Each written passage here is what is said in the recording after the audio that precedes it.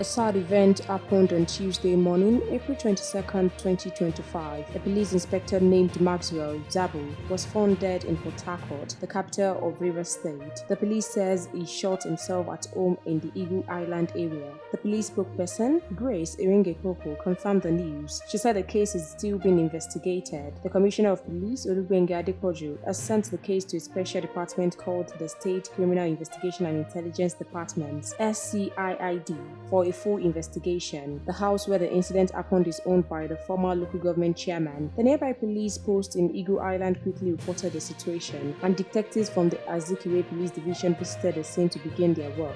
This isn't the first recent tragedy involving a police officer. Just 2 weeks ago, another inspector named Stephen Enang died in Calabar, Cross River State. He was watching a football match between Arsenal and Real Madrid when he suddenly collapsed and passed away. Friend says he was a big fan of Arsenal and often watched games at the viewing center where the incident happened. These two sad stories have brought attention to the health of police officers in Nigeria. However, the police are still working to understand what caused these tragedies. We'll continue to supply you more news updates as this story unfolds. Keep watching NaijaNews TV.